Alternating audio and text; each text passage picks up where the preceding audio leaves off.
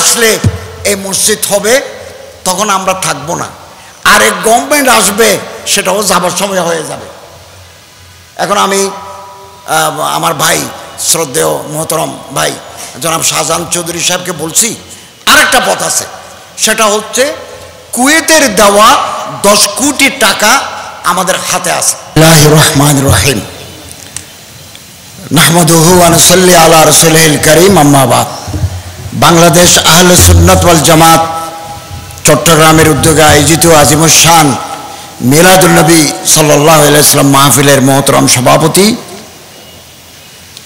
Professor doctor মৌলানা সৈয়দ মোহাম্মদ আবু নোমান হাফিজাহুল্লাহ তাআলা আজ্জা ওয়া জাল ওয়া রাআ, সাবেক অধ্যক্ষ বাইতুল শরফ কামিল মাদ্রাসা, ইন্টারন্যাশনাল ইসলামিক ইউনিভার্সিটির সাবেক ভাইস চ্যান্সেলর প্রফেসর ডক্টর মৌলানা আবু বকর রফিক সাহেব, জিদাত মালিকুম, ওলামায়ে কেরাম, সুধীমণ্ডলী, আল্লাহ তাআলার শুকরিয়া আদায় করি আহলে সুন্নাত ওয়াল জামাতের এই মোবারক ঈদ মিলাদুন নবী মাহফিলে হাজির হতে পারলাম। আল্লাহ তাআলা তৌফিক দিলেন, আলহামদুলিল্লাহ। আমরা এবছর, গত বছরও অত্যন্ত শান্তিপূর্ণ পরিবেশে ধর্মীয় ভাব গাম্ভীর্য নিয়ে ঈদ মিলাদুন নবী সিরাতুন নবী সাল্লাল্লাহু আলাইহি ওয়াসাল্লাম মাহফিল আমরা পালন করেছি, এবং একথা ধ্রুব সত্য, বিশ্বনবী রাহমাতুল আলামিন সৈয়দুল মুরসালিন খাতামুন নবিয়্যিন হযরত মুহাম্মদ সাল্লাল্লাহু আলাইহি ওয়াসাল্লামের কালজয়ী আদর্শ আমরা যদি সমাজে ছড়িয়ে দিতে পারি, ব্যক্তি জীবনে, পারিবারিক জীবনে, সামাজিক জীবনে, রাষ্ট্রীয় জীবনে, আন্তর্জাতিক জীবন আমাদের আলোকিত হবে। এবং হযরতের জীবন আদর্শ এটা বাতিঘরের মতো, light house, light Beacon. Light house থাকলে যেমন আশপাশ এলাকা আলোকিত হয়, হযরতের এই জীবন আদর্শ উসওয়াতুন হাসানা গোটা পৃথিবীকে আলোকে উদ্ভাসিত করবে। আমাদের হযরতের জীবন আদর্শ সুন্নাত ব্যাপকভাবে চর্চা করা দরকার। আলহামদুলিল্লাহ, বাংলা ভাষায় বিগত 20 বছরের ভিতরে অসাধারণ কাজ হয়েছে সিরাতের উপরে, সিরাতের উপরে কাজ হয়েছে। আমরা ইসলামিক ফাউন্ডেশন থেকে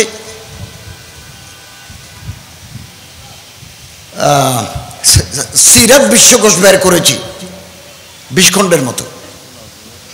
সাহাবা বিশ্বকোষ আমরা হাত দিয়েছি, 10 জন বড় সাহাবী আশরাতুল মুবাশশারা 1 খণ্ড করেছি। এরপরে আমাদের এখন কাজ চলছে উম্মাহাতুল মুমিনিন, আল্লাহর পয়গম্বর সাল্লাল্লাহু আলাইহি সম্মানিত স্ত্রীগণ, সহধর্মীগণ। এরপরে আহলে বাইতে রাসূল আমরা ধরব। আউলিয়াদের জীবন শুরু করেছি, প্রথম খণ্ড বাজারে আছে, দ্বিতীয় এবং তৃতীয় খণ্ড ছাপা চলছে, এরপর চতুর্থ খণ্ড। আমরা চাই বাংলাদেশের যারা আউলিয়া, ওলি, ওলামা, নোকাবা, ওরাফা, জোয়ামা যারা আছেন, কোনো না কোনো ময়দানে তারা খেদমত করেছেন, তাদের জীবন, তাদের কারনামা, তাদের অ্যাকমপ্লিশমেন্ট, তাদের কন্ট্রিবিউশনস ইতিহাসে নথিবদ্ধ হোক। আমরা কাজ করেছি, হাতে সময় কম, এই কমের ভিতরে আমরা কাজ করে যাচ্ছি। আল্লাহর কাছে তৌফিক চাই, আপনাদের কাছে দোয়া চাই, আল্লাহ তাআলা তৌফিক দান করুন, আমিন। এবং সুযোগ সব সময় আসে না, একটা সুযোগের জন্য 50 বছর অপেক্ষা করতে হয়। এখন একটা বিপ্লবের মাধ্যমে, একটা গণজোয়ারের মাধ্যমে, গণ অভ্যুত্থানের মাধ্যমে একটা অন্তর্বর্তীকালীন সরকার আমরা দায়িত্ব নিয়েছি। আমরা আগামী সরকার ঘোষণা করেছে ফেব্রুয়ারি মাসে একটা জাতীয় নির্বাচন, free, fair, impartial and inclusive, আমরা একটা নির্বাচনের ঘোষণা দিয়েছি। রাজনৈতিক দলগুলো একমত হলে আমরা আশা করি একটা সুন্দর ইলেকশন আমরা জাতিকে উপহার দিয়ে আমরা পুরানা ঠিকানায় ফিরে যাব, এটাই আমাদের ঘোষণা। এবং আমাদের চিফ অ্যাডভাইজার মহোদয় বলে দিয়েছেন, আগামীতে যারা রাষ্ট্র সরকার গঠন করবে তিনি কোনো পদ গ্রহণ করবেন না, পদ নেবেন না, ঘোষণা দিয়েছে। অল্প সময় হাতে আছে। আমরা যারা রসুলের উম্মত, আল্লাহ রসুলকে মহব্বত করি, হজরতের আদর্শকে আমরা লালন করি, এই দেশ সিরাতে রসুলের আলোকে পরিচালিত হোক এটা চাই। আমাদেরকে কাছাকাছি আসতে হবে। সুযোগ বারবার আসে না। সুযোগ হাতছাড়া হয়ে গেলে বিলাপ করা ছাড়া আর কোনো পথ থাকবে না। একটা পোলারাইজেশন ইজ গোয়িং অন, চলছে। কাছাকাছি আসি, কাছাকাছি আসি। আমি ধর্ম উপদেষ্টা হিসেবে, ধর্ম মন্ত্রণালয়ের দায়িত্বের হিসেবে আমি দেওবন্দি, বেরলভি, বাইতুল শরফ, সরসিনা, আহলে হাদিস সব জায়গায় যাচ্ছি। শুধু তাই নয়, আমার মন্ত্রণালয়ের অধীনে হিন্দু, বৌদ্ধ, খ্রিস্টান ট্রাস্ট আছে, ওখানেও যাই। হিন্দু বৌদ্ধ কল্যাণ ট্রাস্ট আছে, আমি চেয়ারম্যান, পদাধিকার বলে ওখানেও আমরা কাজ করি। এই দেশ সাম্প্রদায়িক সম্প্রীতির দেশ। বাইরে নানা মিথ্যা প্রপাগান্ডা চালাচ্ছে, এখানে অন্যান্য ধর্মের লোকেরা ধর্মকর্ম পালন করতে পারে না, এ জাতীয় কথা বিভিন্ন পত্র পত্রিকায়, আন্তর্জাতিক মিডিয়ায় প্রচার হচ্ছে। এটা অসত্য তথ্য। জাতিসংঘ থেকে প্রতিনিধি দল আসলেন, আমি ক্যাটাগরিক্যালি তাদেরকে বলেছি যে আপনি যান, please go to the churches, to the mandaps. আপনি এখনই যান, প্রতিটি মণ্ডপ, মন্দির, প্যাগোডা, চার্চেস, মসজিদে যার যার ধর্ম সেটা পালন করছে, কোনো বাধা নাই। এখানে আগে থেকে একটা টলারেন্স, মিউচুয়াল আন্ডারস্ট্যান্ডিং, পারস্পরিক মহাব্বত, পারস্পরিক ভালোবাসার একটা পরিবেশ তৈরি করছে। কিছু দুর্বৃত্ত আমাদের এই সম্পর্ককে বিনষ্ট করে ঘোলা পানিতে মাছ শিকার করতে চায়। আমাদেরকে সচেতন থাকতে হবে। ঐক্যবদ্ধ শক্তি, ঐক্যই শক্তি, শক্তি শান্তি। হুজুর আকরাম সাল্লাল্লাহু আলাইহি ওয়াসাল্লাম বলেন, দুনিয়ার সমস্ত মুসলমান এক শরীরের মতো, কাজাসাদিন ওয়াহিদিন কারজুলিন ওয়াহিদিন, এক দেহের মতো। ইস্তাকা আইনু ইস্তাকা রাসু, ইস্তাকা রাসু ইস্তাকা কুল্লু। পায়ে যদি গুতা খায় চোখ দিয়ে পানি আসে। পৃথিবীর কোন প্রান্তে যদি কোনো মুসলমান বিপদগ্রস্ত হয়, আন্দর কিল্লার মানুষের চোখে পানি আসে। এটাই ওয়াহদাতে উম্মত, এটা উখুওয়াত, it is a Muslim fraternity. এটা আমাদের বহাল রাখতে হবে।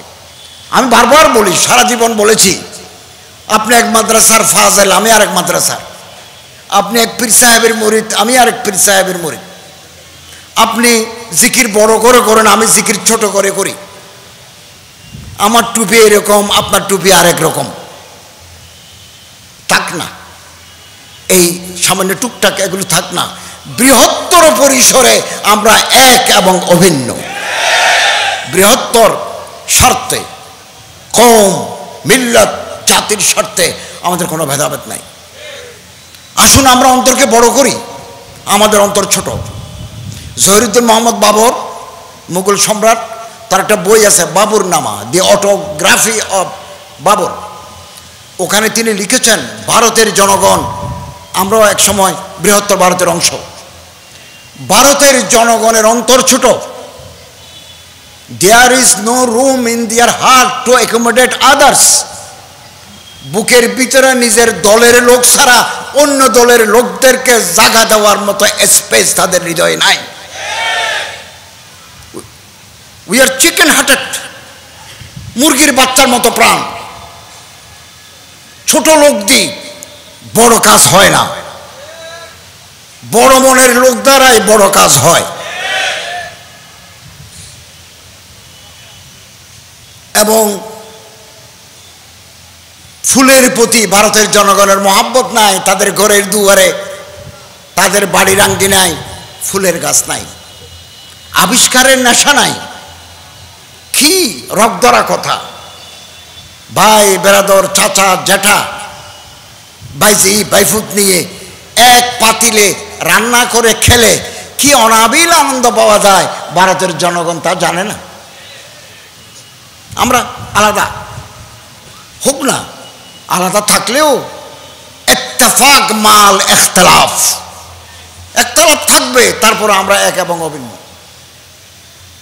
এই গত কয়েকদিন আগে আমার সচিবালয়ের দফতরে বাংলাদেশের বরেণ্য ওয়াইস স্কলার, তাত্ত্বিক আমার ভাই ডক্টর মিজানুর রহমান আজহারি সাহেব আসছিলেন।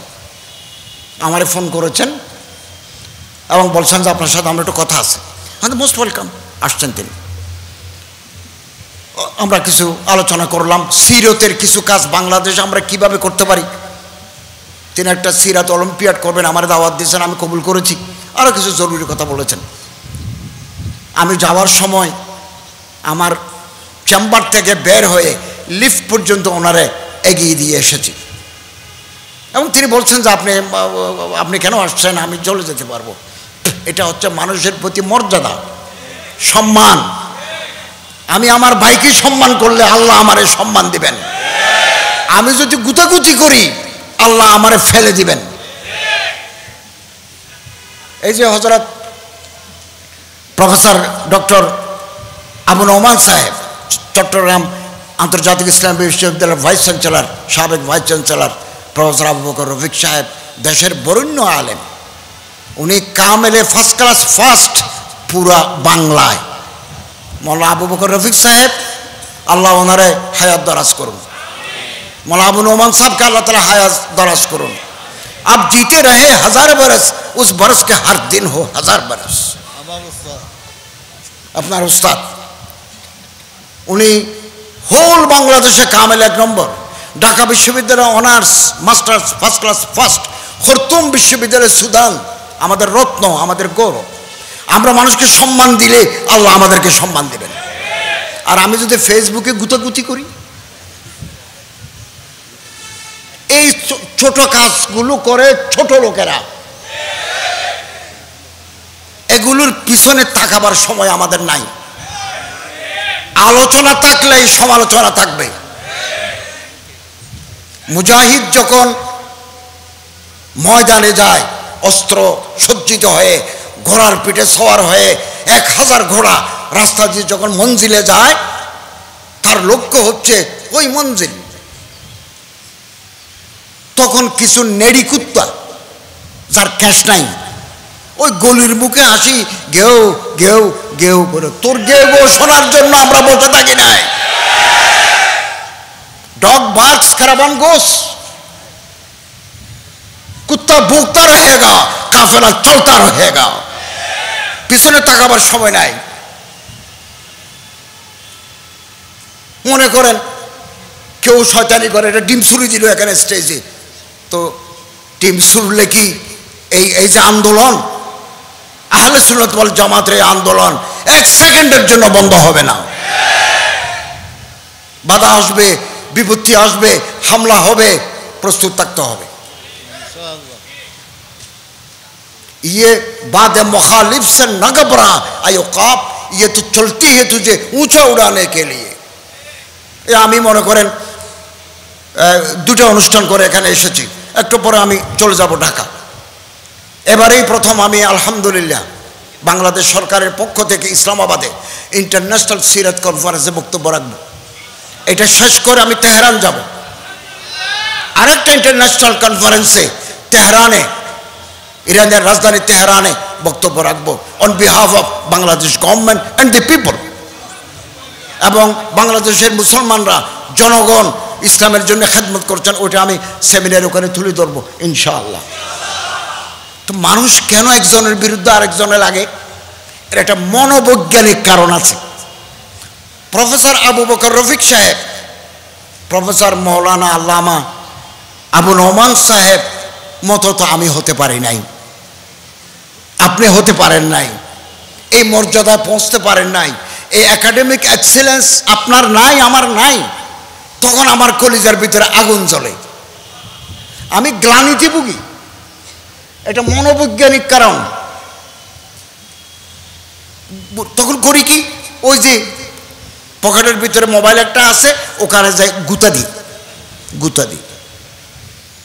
আল্লাহ যাকে উপরে তুলবেন, মর্যাদা দিবেন, খেদমত আদায় করবেন, পৃথিবীর সব মানুষ মিলে চেষ্টা করলেও তাকে নামানো যাবে না। আর আল্লাহ যাকে ফেলে দিবেন, রেজ টু দি গ্রাউন্ড, পৃথিবীর সব মানুষ মিলেও তাকে তুলতে পারবে না। ইবনে মাজা, লা ইয়ানফাউ ওয়ালা ইয়াদুররু, হাদিস। অতএব আল্লাহর কাছে দোয়া করে, আল্লাহ তুমি আমাকেও মর্যাদাবান বানাও, আমার দ্বারাও খেদমত নাও। হিংসা করলে আমাল নষ্ট হয়ে যাবে। পিছনে তাকাবার সময় আমাদের নাই। উপরে যারা উঠে তারা নিজের নিঃশ্বাসের আওয়াজ নিজে শুনে না, পিছনে যারা আছে তারা শুনে। আমাদের অন্তর বড় করি, দৃষ্টিভঙ্গি প্রসারিত করি। হোক না আপনি একদল আমি একদল, কিন্তু ময়দানে রাজপথে আমাদের দেখা হবে। কেন আমরা তো ছোট? কেন আমরা বড় হতে পারি না? আল্লামা ইকবাল রহমতুল্লাহ আলাইহি বলেন, মঞ্জিল সে আগে বড়কর মঞ্জিল তালাশ কর। মনে করুন আমি চট্টগ্রাম ইউনিভার্সিটির ছাত্র, আপনি চট্টগ্রাম বিশ্ববিদ্যালয়ের ছাত্র। মাস্টার্স করে আপনি পিএইচডি করবেন লন্ডন ইউনিভার্সিটিতে, ফ্রাঙ্কফুর্টে করবেন জার্মানিতে, খরতুমে করবেন। আরো মঞ্জিল আছে। मंजिल से आगे बढ़कर मंजिल तलाश कर, मिल जाए तुझे दरिया तो समंदर तलाश कर। दरिया यदि पाओ समुद्र तलाश करो। हर शीशा टूट जाता है पत्थर की चोट से। पाथर मारी दिले জানালার গ্লাস ভাঙি যায়, এটাই নিয়ম। पत्थर ही टूट जाए वो शीशा तलाश कर। पाथर भागी जाए एरकम ग्लास तलाश करो। सजदे से तुझे क्या हुआ सदियां गुजर गई। শত বছর গত হয়ে গেল, সজদে দিলাম, তনহা আনিল ফাহশায় ওয়াল মুনকার তো হয় নাই, খুশু নাই, খুজু নাই। তেরে জিন্দগি বদল দে ও সজদা তালাশ কর। এমন সজদা তালাশ করো যেটা দিলে জীবন বদলে যায়। মোল্লা কে আজা হো হে মুজাহিদ কে আজা হো। अल्फाज और माना में तफावत नहीं, लेकिन मस्जिদের মিনারে থেকেও আজান দেয়, যুদ্ধের ময়দানে ও জিহাদের ময়দান থেকেও আজান দেয়। আলফাজ এবং কোনো অর্থ নাই, কিন্তু এই আজান আর ওই আজান বেশ কম আছে। তফাওত নেই। লেকিন আল্লামা ইকবাল रहमतुल्लाह अलैह बोलें, हर इंसान के दिल में अदावत की आग जल रहा है, आग ही बुझ जाए वो पानी तलाश कर। আমাদের প্রত্যেকের কলিজার ভিতরে হিংসার আগুন।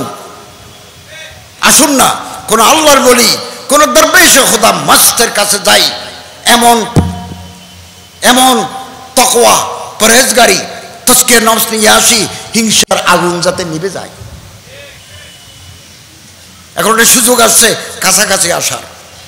ইতিহাস বদলে যেতে পারে, ভুল করলে ইতিহাস আমাদের ক্ষমা করবে না। এটা মনে রাখবেন, মনে রাখবেন। সম্মানিত হাজরিন, আল্লাহ আমাদেরকে তৌফিক দান করুন, আমিন। আরেকটা কথা বলি, এই দেশ বিগত 54 বছর যাবৎ এ দেশের সম্পদ লুণ্ঠিত হয়েছে। যখনই যে সুযোগ পেয়েছে সম্পদ লুট করেছে। যারা এদেশের সম্পদ নিয়ে বিদেশে যারা বাড়ি বানায়, তারা কোনোদিন দেশপ্রেমিক নয়। এটা আমার দেশ, আমার মাতৃভূমি, এখানে আমার মৃত্যু, এখানে আমার জন্ম, এখানে আমার শেষ। যারা এই দেশে সম্পদ কুড়িয়ে আগারটাও খায়, তলাটাও কুড়ায়, বিদেশে যারা বাড়ি বানায়, এরা কোনোদিন দেশপ্রেমিক মানুষ হতে পারে না। আমরা যখন দায়িত্ব নিই, গত বছর 8ই আগস্ট রিজার্ভ ছিল $20 বিলিয়ন। এক বছরের ব্যবধানে এখন $32 বিলিয়ন আমাদের রিজার্ভ। আমরা যত বৈদেশিক দেনা মার্কেট থেকে আমরা পরিশোধ করেছি, রিজার্ভে হাত দিই নাই। গত বছর যখন আমি হজে পাঠাই, প্রতিদিন সৌদি আরবকে আমাদেরকে কোটি কোটি টাকা দিতে হয়েছে, 1 লক্ষ হাজি। আমি বাংলাদেশ ব্যাংকের গভর্নরকে প্রতিদিন টেলিফোন করতাম, আপনি আজকে এত কোটি টাকা সন্ধ্যার আগে দেন। তিনি বলেন ঠিক ঠিক আছে, মার্কেট থেকে দিচ্ছি, রিজার্ভে হাত দেয় নাই। আমরা রিজার্ভ রেখে যাচ্ছি। আগামী দিনে যারা আসবেন তারা রাষ্ট্র পরিচালনার জন্য রিজার্ভে টাকা পাবেন। ব্যাংক খালি করে দিয়েছে, ব্যাংক খালি করে দিয়েছে।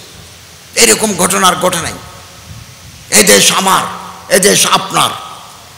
54 বছরে যারা এই দেশকে তিলে তিলে গড়ে তুলেছেন, আমরা তাদের প্রতি শ্রদ্ধা জানাই।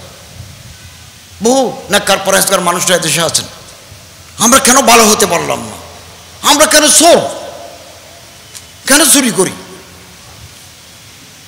সব জায়গায় চুরি করা একটা, টাকা মেরে দেওয়ার একটা রেওয়াজ চালু হয়েছে। রেওয়াজ, আমাদেরকে এই রেওয়াজ ভাঙতে হবে। নেককার মানুষকে রাষ্ট্র পরিচালনার দায়িত্ব দিতে হবে। সৎ, পরহেজগার, মুত্তাকি মানুষকে দায়িত্ব দিতে হবে। যারা কোটি কোটি টাকা দেখলেও পিছনে ফিরে তাকায় না, সুন্দরী মেয়ে দেখলে পিছনে পিছনে দৌড়ে না, এরকম পরহেজগার মানুষকে রাষ্ট্র পরিচালনা করতে হবে। ক গেল খ আসলো, খ গেল গ আসলো, গ গেল উমো আসলো। চিন্তা ভাবনা করে দেখুন, চিন্তা ভাবনা করে দেখুন। রিজিকের মালিক আল্লাহ। আমি ইন্টারন্যাশনাল ইসলামিক ইউনিভার্সিটিতে অ্যাডজাংক্ট ফ্যাকাল্টি, অতিথি শিক্ষক হিসাবে শিক্ষকতা করতাম। ওখান থেকে আমি উপদেষ্টা হয়েছি। এরপর আমি 26 বছর অমরগনি কলেজে করেছি, শিক্ষকতা করেছি। হালিশহর একটা মসজিদে জুম্মা পড়েতাম, ওয়াজ করতাম। এখন ডিসেম্বরে ফেব্রুয়ারিতে যদি নির্বাচন হয়, আমি সবগুলো শেষ করে আমি চট্টগ্রাম পুরোনো ঠিকানায় চলে আসব। আমার ইমামতিও নাই, মাস্টারিও নাই, আমার আয়ের কোনো পথ নাই, আমার থাকার নিজস্ব কোনো জায়গাও নাই, বিল্ডিংও নাই, কিন্তু আমার রাজ্জাক আছেন। ও রাজ্জাক যুল কুওয়াতিল মতিন। আমি আল্লাহর কুদরত দেখব। এই যে সমুদ্র, মহাসমুদ্র, মাছ আছে, এই মাছের তো ব্যাংক ব্যালেন্স নাই, মাছের তো জমি নাই, মাছের তো ডিপিএস নাই। আকাশে কোটি কোটি পাখি সকালবেলা বের হয়, পেট ভরে ঢুকে, তার তো কোনো জমিন নাই, তারে আল্লাহ রিজিক দেন। আর রিজক মকসুম, রিজকুকুম ফিস সামা। রিজিক আসমানে, জমিনে তালাশ করতে হয়। ঘুষ খেতে হবে না, সুদ খেতে হবে না, পার্সেন্টেজ বানাতে হবে না, কানাডায় বেগম পাড়াতে বাড়ি বানাতে হবে না। কি একথা আমি নির্দ্বিধায় বলি, এদেশের মূল ধারার কোন আলেম, কোন পরহেজগার, দিনদার, আল্লাহ বলা মানুষের এদেশের টাকা লুট করে বিদেশে তারা বাড়ি করেন নাই। নান, নজির নাই, নজির নাই। এদেশ আমাদের, এদেশ আমরা কাউকে ইজারা দিই নাই, এদেশ আমাদের। আমরা এদেশকে মহাব্বত করে এদেশকে ভালোবাসি, ভালোবাসি। কেউ যদি আমার জন্য সুপারিশ, কিছু সুপারিশ নিতে আসে, এটা হিন্দু হোক, বৌদ্ধ হোক, খ্রিস্টান হোক, সনাতনী হোক, আমি তাদের কাজ করার চেষ্টা করেছি আমার রেঞ্জের ভিতরে, আমার এখতিয়ারের ভিতরে। ভিন্ন ধর্মের হোক, সে তো আমার দেশের নাগরিক, আমি করেছি তাদের জন্য, আমাদের করতে হবে। এবং এই সাগরে একটা মাছ আছে, তিমি মাছ, তিমি, তিমির ভিতরে নীল তিমি আছে, ব্লু হোয়েল। ওজন কত? 2 লক্ষ কেজি। একটা মাছের ওজন 2 লক্ষ কেজি। 30টা হাতি যদি জবাই করে ফেলে রাখেন, যে ওজন, একটা বড় সাইজের তিমি ওজন তার চাইতে বেশি। পেট কত বড়! একদিন দিনে খাবার খায় 3600 কেজি। তিমি মাছের পেট ভরার জন্য 3600 কেজি খায়। এই খাবার সরবরাহ করেন মালিক। অতএব ঘুষ খেয়ে, সুদ খেয়ে, পার্সেন্টেজ মেনে বিল্ডিংয়ের ভিতরে রডের বদলে বাঁশ দিয়ে ঘর তৈরি করে এই টাকা করা চলার জন্য তৈরি হন। আপনারা ইতিমধ্যে জেনেছেন,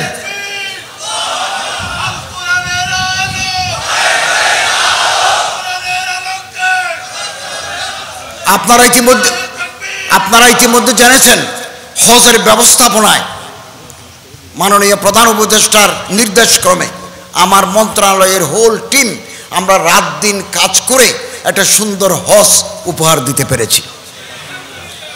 8,26,00,000 টাকা হাজিদেরকে ফেরত দিছি এবং 100 জনের টাকা ফেরত আসছে, হয়তো মারা গেছেন। আমরা আবার তাদেরকে ডেকে তাদের হাতে ক্রস চেক দিয়েছি। এই টাকাগুলো 900 করার সুযোগ ছিল। হাজি সাহেব তো জানেনও না ওনার টাকা যে আমরা সারপ্লাস রেখেছি, বাড়ি ভাড়া কম, ফ্যাসিলিটিস বেশি, এখানে টাকা রেখেছি ওয়াকফ। আমি কালকেও ডিসি মহোদয়ের ওখানে সার্কিট হাউসে এই আমাদের বড় বড় মাজার আছে, এখানে মাজার আছে, এই যে চন্দনপুরা মসজিদ, তারপরে গরিবুল্লাহ শাহ, মোহসেন আউলিয়া, বায়েজিদ বোস্তামি। হাতে তো সময় নাই, একটু কাজ করে যেতে পারতাম। বায়েজিদ বোস্তামি ডাকলাম, সারা বছরে কত আসে? অল্প। অল্প কেন? বাকি টাকা কোথায় যায়? কোথায় যায়? চেষ্টা করবো। ডিসি মহোদয়কে বলেছি, আমার প্রশাসকও আসছেন, আমাদের হাতে যত সময় আছে দেখি না ওই টাকা থেকে গরিব, বিধবা, বিপত্নিক, ছাত্র, ক্যান্সারের রুগীকে কিছু সাহায্য করা যায় কিনা। আমি আপনারা জানেন কিশোরগঞ্জের পাগলা মসজিদে গেছি, এটা আমার মন্ত্রণালয়ের অধীনে। 90 কোটি টাকা ফান্ডে জমা আছে। জেলা প্রশাসক বলেছেন 90 কোটি টাকা জমা আছে, ওখানে কোনো মাজার নাই। এই একবারে 12টা বাক্স আছে, বাক্স খুললে 8-9 কোটি টাকা হয়। আমরা ওখানে তুরস্ক একটা বসফরাস প্রণালী আছে, বসফরাস প্রণালীর পাশে আলিশান ইসলামিক সেন্টার আছে, মস্ক বেসড। ওই আদলে আমরা একটা বিরাট কমপ্লেক্স করব। এর ভিতরে অডিটোরিয়াম থাকবে, লাইব্রেরি থাকবে, হাদিস চর্চা কেন্দ্র থাকবে, হেফজাহানা থাকবে, নুরানি মক্তব থাকবে। 90 কোটি আমাদের জমা আছে। প্রতিদিন মানুষ ওখানে গরু, ছাগল, মুরগি, চাল, বাতাসা, ওই খাবার সময় মিষ্টির মতো আর কি, বাতাসা, এগুলো জমা হয়। ডিসি সাহেব বললে আসরের পরে নিলাম হয়। আমি থাকলে সেদিন 3 কোটি টাকা, আমি না থাকলে 1 কোটি। তো আমি আলেমদের নিয়ে একটা কমিটি গঠন করে দিয়ে আসছি যে আপনারা পালাক্রমে আসরের পরে এখানে বসে নিলাম দিবেন। আমি ওখানে বলেছি 82 লক্ষ টাকা আমরা গরিব মানুষকে দিই, আগামী দিন আরও বেশি দেব। আমি চাই মাদ্রাসায়, স্কুলে, কলেজে, ইউনিভার্সিটিতে বহু গরিব দুঃখী ছাত্র আছে। আমি শিক্ষক, আমার সারা জীবন মাস্টারি করেছি, আমার আর কোনো পেশা নাই। বহু দুঃখী মানুষকে দেখেছি, বই কিনতে পারে না, ল ডিপার্টমেন্টে পড়ে, জার্নালিজমে পড়ে, ইংরেজিতে পড়ে, বই কেনার পয়সা নাই। আমরা তাকে বই কিনে দিই, কাপড় কিনে দিই, পড়ার সুযোগ করে দিই। একটা সিন্ডিকেটের মাধ্যমে কিছু কিছু ওয়াকফ প্রতিষ্ঠানের টাকা সিন্ডিকেটের পকেটে চলে যাচ্ছে। এতদিন কেন হয় নাই? 54 বছরে কেন হয় নাই? গুড গভর্নেন্স, সুশাসন, একটা লিগেসি আমরা পাই নাই। আমি আমার মিনিস্ট্রিতে সবগুলো নিয়মের বাইরে আমি যাই নাই, নিয়মের ভিতরে। অতএব আগামী দিন আমরা যদি রাষ্ট্রীয় কাঠামোর পরিবর্তন চাই, সুখী সমৃদ্ধশালী একটা সমাজ ব্যবস্থা চাই, আমরা যদি সিরতে রসুলের আলোকে এই সমাজকে আমরা বদলাতে চাই, আমাদের মানসিকতা বদলাতে হবে, কাছাকাছি আসতে হবে, পারস্পরিক সম্মান দেখাতে হবে, পারস্পরিক সম্মান। আমি আপনাদের এখানে যেমন আসছি, আমি এই হাটহাজারীর পথে হাশেমি সাহেবের মাদ্রাসায় আমি দাওয়াত নিয়েছি, গত বছর আমি গেছি, এর আগে আমি যাই নাই। আমি তো ওই পথে চট্টগ্রাম বিশ্ববিদ্যালয়ে জীবন কাটাইছি, আমি আর কোনোদিন ভিতরে ঢুকি নাই। ওনারা আমাকে একেবারে একটা ভবনের আমি উদ্বোধন করলাম, ওখানে প্লেটে আমার নাম আছে। আমরা তো মিশি না, একজনের সাথে আরেকজন মিশি না। হিমালয় পর্বত মাঝখানে বাধা হয়ে দাঁড়িয়েছে, বাধার এই বিন্ধ্যাচল, বাধার এই হিমালয় আমাদের ভাঙতে হবে। মাথায় টুপি দেখলে, মুখে দাড়ি দেখলে, সুন্নতের আদর্শ দেখলে আমরা একে অপরের সাথে বুক মেলাবো। থাক না আমাদের ভিতরে, in spite of our petty differences, we must shun our petty differences and unite, must be united under the banner of কালেমা তাইয়্যিবা। চট্টগ্রাম থেকে হজের জাহাজ চেষ্টা করেছি ভাই, গত বছরও ওয়াজিরুল হজ ওয়াল উমরার সাথে কথা বলেছি, চিঠি লিখেছি, ডিউ লেটার দিয়েছি। উনি আমাকে উত্তর দিয়েছেন যে আপনি যদি হজে জাহাজ যোগে মানুষ পাঠাতে চান আমরা দেব, আমাদের জেদ্দা সামুদ্রিক বন্দরে আমরা আপনার ফ্যাসিলিটিস দেব, কিন্তু আমার দেশে জাহাজ নাই, জাহাজ নাই। এবং একটা বড় শিপ বিল্ডার্সের মালিককে ডাকছি, বললো আমাদের তো জাহাজ নাই, কারণ সমুদ্র পাড়ে দিতে হবে, ওখানে তালাতম উত্থাল তরঙ্গমালা, এতগুলো হাজির জীবন, একটু সফিস্টিকেটেড আধুনিক জাহাজ না হলে হবে না। এই জাহাজ আনতে $2 বিলিয়ন লাগে। বাংলাদেশ ব্যাংক যদি দেয় তিনি আনতে পারবেন, এটা পারি নাই, জাহাজ নাই, এদেশে জাহাজ নাই।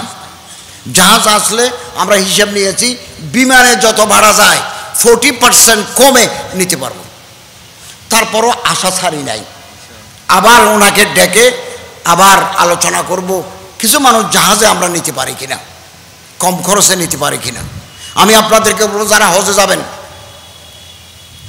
মাহারাম সাথে দিবেন, কাফেলা বলে আপনার বউকে পাঠাবেন না। এই এখন আমি একটা চিঠি পাইলাম, এক মহিলা হারিয়ে গেছে, আমি এখন তদন্ত করব। জেদ্দাতে আমার, মক্কাতে আমার অফিস আছে, আমি এখানে টেস্ট পাঠাবো যে মেয়েটাকে দেখেন কোথায় কোথায় আছে। এবছর 24-25 সালে একটা মানুষ হারিয়ে গেছে, আমরা তাকে খুঁজে পাই নাই। কেন পাই নাই? দলিলে লেখা আছে মানসিক ভারসাম্যহীন। তো মানসিক ভারসাম্যহীনকে আপনি হজে পাঠালেন কেন? একে তো আমরা খুঁজে পাই নাই, কবরস্থানেও নাই, হসপিটালেও নাই। আরাফাতের মাঠে ডেলিভারি হয়, কেন আপনি তাকে হজে নিলেন? অ্যাডভান্স স্টেজে এজেন্সি জানে না পেটের ভিতরে বাচ্চা কয় মাস, কিন্তু জামাইতে জানে তার বাচ্চা কয় মাস। আরাফাতের মাঠে বাচ্চা হয়, আপনি কি ওকুফে আরাফা করবেন না কে মেয়েটাকে হসপিটালে নিয়ে যাবেন? 15 জনকে আমরা 90% ব্লক, ওনাকে উনি হজে গেছেন, উনি জানেন না ওনার হার্টে করোনারি আর্টারিতে ব্লক আছে। ওনার মদিনা শরীফ আমরা বাইপাস করাইছি, আবার অ্যাম্বুলেন্স এনে অক্সিজেন লাগাই দিই ওকুফে আরাফা করাইছে 15 জনকে। তারপরে কিছু মানুষ অসুস্থ, দেশে চলে আসবে, এজেন্সির মালিকরা চলে আসছেন, আমরা সবাই চলে আসছি, এখন তাদেরকে দেশে পাঠাতে হবে, মেডিকেল বেড দরকার, তারা চেয়ারে বসতে পারবেন না। এক একটা মেডিকেল বেডের অনেক দাম, এগুলো গভর্নমেন্ট টাকা দিয়ে আমরা মেডিকেলের ব্যবস্থা, বেডের ব্যবস্থা করে তাদেরকে এনেছি। 1 কোটি টাকার ওষুধ দিয়েছে হাজিদেরকে, 10 কোটি টাকার ইনজেকশন দিয়েছি, meningitis, influenza, free of cost from the government of Bangladesh. আমরা আগামী দিনে চেষ্টা করব, আপনাদের সহযোগিতা চাই। যাদের ক্যান্সার আছে, যাদের অ্যাডভান্স স্টেজ, যাদের করোনার আর্টারিতে ব্লক আছে, যারা মারাত্মক রোগ আছে, সিভিল সার্জনের সার্টিফিকেট ছাড়া আমরা তাদেরকে হজে নেব না। বদলা হজ করাতে পারে। এই যে একটা মেয়ে হারিয়ে গেল, কত দুর্ভাগ্য, দুর্ভাগ্য। এই মেয়েটা কোথায় গেল? গত 2 বছর আগে পাহাড়ের বেটা লাশ পাওয়া গেল, হেলিকপ্টার যাওয়ার সময় রেকি করে দেখা গেল পাহাড়ের বেটা মানুষের মতো লাগে। তার হেলিকপ্টার নিচে নামাইল, ছবি তুলল, হেলিকপ্টার ল্যান্ড করে দেখা গেল শরীরে গোস্ত নাই, সব হাড্ডি। একটা ব্যাগ আছে বাংলাদেশ, ব্যাগ খুলে দেখা গেল পাসপোর্ট। মুহূর্তের ভিতরে আমাদের সাথে যোগাযোগ করলো, আমাদের অফিস আছে হজ মিশন, আমরা এখানে খবর দিলাম, লোক গেল, গোস্ত নাই, কেবল হাড্ডি, স্কেলেটন। এই মানুষ কেন পাহাড়ের উপরে গেল? অসুস্থ মানুষ, মানসিক ভারসাম্যহীন, পথ চিনে নাই। শরীয়তের মাসালা আছে, মাহারাম সাথে দিবেন। এমন মশলাও আছে, মাহারাম যদি জীবনে পাওয়া না যায় তিনি বদলা হজ করবেন। তো এখন তো মেয়েটা হারিয়ে গেল। আমরা চেষ্টা করব, আন্তরিকভাবে চেষ্টা করব, আমার ফুল মেশিনারি সৌদি গভর্নমেন্টের সাথে আলাপ করে এই মেয়েটাকে উদ্ধার করা যায় কিনা, কোথায় আছে, বেঁচে আছে কিনা। আর যদি লাওয়ারিশ পাওয়া যায় দাফন করে ফেলবে, তাও রেকর্ড থাকবে। আমি চেষ্টা করব ইনশাআল্লাহ আজিজ। আপনাদের কাছে দোয়া চাই, আমরা যতদিন রাষ্ট্র দায়িত্বে আছি আমরা যাতে দেশের দশের উম্মতে মুসলিমার খেদমত করতে পারি, সে তৌফিক যেন আল্লাহ আমাদের দান করেন। ও আখিরু দাওয়ানা আলহামদুলিল্লাহ। কত কষ্ট করলেন। আচ্ছা, আন্দরকিল্লা জামে মসজিদ, এটা হাজরত জয়নুল আবেদিন সাহেব, আমাদের আওলাদের রসুল হজরত মৌলানা আল্লামা জাবেরি সাহেব এবং সাবেক এমপি শাহজাহান চৌধুরী সাহেব, এই বেচারা অসুস্থ মানুষ কদিন পর পর মিনিস্ট্রিতে গিয়ে আমার সাথে দেখা করে। আপনারা জেনে খুশি হবেন, আমরা একটা ডিজাইন করেছি আন্দরকিল্লা জামে মসজিদের জন্য। এই ডিজাইনটা এখানকার যারা আন্দরকিল্লা জামে মসজিদের খতিব মহোদয় আছেন, কমিটির লোকেরা আছেন, ওনারা পছন্দ করছেন, ডিজাইনটা পছন্দ করছেন। আমি বাংলাদেশ সরকারের থেকে 200 কোটি টাকা নিয়ে এই মসজিদটাকে অনেক বড় করতে চেয়েছিলাম, কিন্তু সরকারের পকেট থেকে পয়সা বের করা কঠিন। এটা প্রজেক্ট দিতে হবে, এটা যাবে পরিকল্পনা, অর্থ একনেক পাশ হয়ে আসলে এই মসজিদ হবে, তখন আমরা থাকবো না। আরেক গভর্নমেন্ট আসবে, সেটাও যাবার সময় হয়ে যাবে। এখন আমি আমার ভাই শ্রদ্ধেয় মোহতরম ভাই জনাব শাহজাহান চৌধুরী সাহেবকে বলছি, আরেকটা পথ আছে, সেটা হচ্ছে কুয়েতের দেওয়া 10 কোটি টাকা আমাদের হাতে